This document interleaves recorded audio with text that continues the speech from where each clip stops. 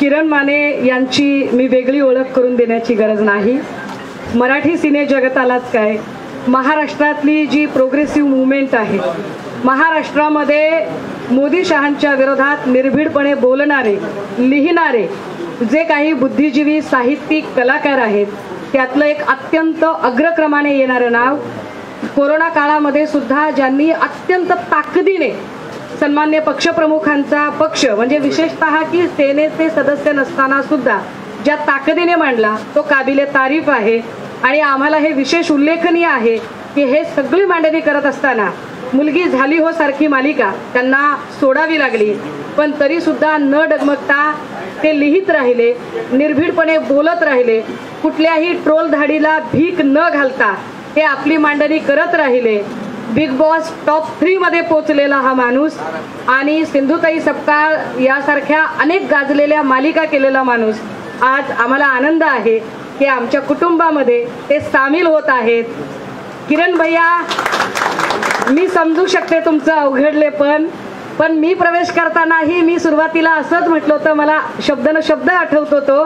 मी असं म्हटलं होतं की नवीन आहे, मला इथले चहा साखरेचे डबे माहीत नाहीत, पण मी खात्रीने सांगते 1 वर्षात सुनील प्रभू साहेब असतील, वायकर दादा असतील, अनिल परब सर असतील, सगळी माणसं म्हणजे पक्षप्रमुख तर आहेतच, पण या सगळ्या लोकांनी इतकं लहान बहिणीसारखं सांभाळून घेतलंय की आता मी छोटे छोटे जिऱ्या मोहरीचे आणि हिंग आणि अगदी सेंद्रिय मिठाचे सुद्धा डबे सांगू शकते.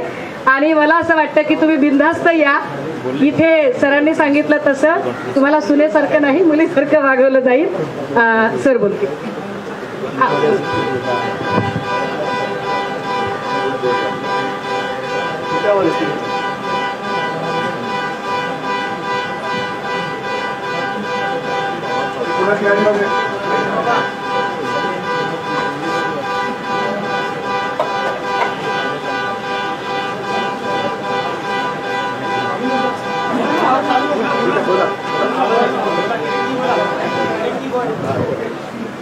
सगळ्यांना जय महाराष्ट्र. जय महाराष्ट्र. खरंच आहे की शिवसेना सामान्य माणसाला कुठल्या कुठे नेऊन बसवते. मी एक सामान्य कलाकार आहे, सर्वसामान्य घरातला माणूस आहे मी, आणि बऱ्याच जणांना माझ्या या स्टँडचं आश्चर्य वाटलं असेल, बऱ्याच जणांना आनंद झाला असेल, बऱ्याच जणांना मनात शंका असेल. मी एकच सांगतो की मी परिवर्तनाच्या चळवळीत होतो, आहे, कायम राहणार आहे.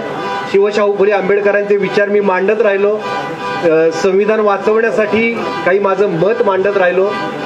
आणि आता अचानक ही राजकीय भूमिका का घेत, बऱ्याच जणांना प्रश्न पडत असेल. पण आजच्या घडीला अत्यंत विपरीत परिस्थितीत वातावरण गढूळ झालेलं असताना, संविधान धोक्यात आलेलं असताना, एकमेव राजकारणातला एकमेव माणूस असा, एकमेव नेता असा आहे की जो लढतोय याच्या विरोधात. आणि महाराष्ट्रात जर कुणाला संविधान वाचवण्यासाठी, लोकशाही वाचवण्यासाठी जर प्रयत्न करायचा असतील तर उद्धवजी ठाकरेंच्या पाठीशी उभं राहणं अत्यंत गरजेचं आहे असं मला मनोमन पटलेलं आहे. मी याच्यावर प्रचंड विचार केलेला आहे. या निर्णय काही सहजासहजी घेतलेला नाही. प्रबोधनकार ठाकरेंशी आपलं एक वैचारिक नातं आहे. ती वैचारिक नाळ, रक्ताची नाळ तर आहेच, वैचारिक नाळही यांच्याकडे आहे. प्रबोधनकार ठाकरेंचे विचार अगदी कणाकणाने या माणसाच्या मनामेंदूत मुरलेले आहेत, रक्तात आहेत. प्रबोधनकार ठाकरेंचं एक वाक्य आहे जे कायम आजच्या घडीला प्रत्येकानं ते आठवलं पाहिजे की धर्मसत्ता आणि राजसत्ता जर एक झाल्या तर या प्रजेचे हाल कुत्रेही खाणार नाही. तर हे इतकं खरं आहे. आणि जे आपण आता बघतोय पुढच्या काळात हे होऊ पाहतंय. तर अशा वेळी एक कलाकार म्हणून, संवेदनशील कलाकार म्हणून आणि या भारत देशाचा नागरिक म्हणून, सजग नागरिक म्हणून मी सुद्धा गप्प बसू शकत नाही. मलाही वाटतं, मी तुकोबारायांचा आदर्श घेतलाय, बुडता हे जन न देखवे डोळा, येतो कळवळा म्हणून. तर मला असं वाटतं की मी आता यात सक्रिय याच्यात उतरलं पाहिजे. आणि आपण मनाने निर्मळ असलो आणि आपण प्रामाणिक असलो तर कसलाही अडथळा येणार नाही असं मला आत्ता तरी वाटतंय. मी मनापासून शिवसेना जी काही माझ्यावर जबाबदारी टाकेल आणि ती मी मनापासून पार पाडेन. आणि मी झटेन की या देशातल्या सर्वसामान्य नागरिकाला चांगले दिवस बघायला मिळावेत. स्वातंत्र्य, समता, बंधुता आणि न्यायावरचा जो विश्वास उडत चाललाय तो परत यावा.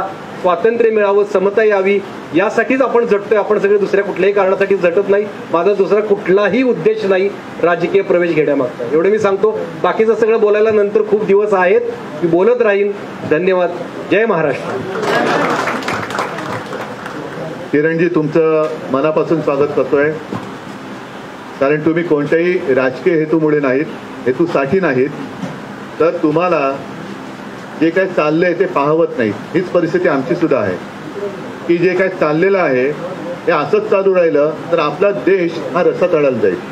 आणि आज मला तुमच्या निमित्ताने, त्यावेळेला आपण सगळे लहान होतो, काहींचे जन्म नसतील झाले, पण जनता पक्षाचा काळ आठवतो. आणीबाणीच्या विरुद्ध अगदी पु ल देशपांडे, दुर्गाबाई भागवत यांच्यासारखे विचारवंत आणि साहित्यिक सुद्धा खुलेआम रस्त्यावरती म्हणजे मैदानात उतरले होते. आज तीच आवश्यकता आहे. कारण तुमच्याकडे एक शब्दांचं वेगळं भांडार आहे आणि जे शब्द आम्हाला सुचू शकत नाही ते तुम्ही यथायोग्य मांडणी करून जनतेला सांगू शकता. आणि एक गोष्ट नक्की आहे की आपल्या दोघांची जी लढाई आहे ती केवळ राजकारणासाठी नाही, तर देशातली लोकशाही, महाराष्ट्रावरती होत असलेला अन्याय याला वाचा फोडण्यासाठीच नव्हे, तर ही लढाई जिंकण्यासाठी चाललेली आहे. तुम्हाला शिवसेनेत कुठेही पश्चाताप होणार नाही आणि तुम्हाला नक्कीच वाटेल की मी जे काय पाऊल उचललं ते योग्यच होतं. एवढंच मी तुम्हाला वचन देतो आणि तुमचं मी स्वागत करतो.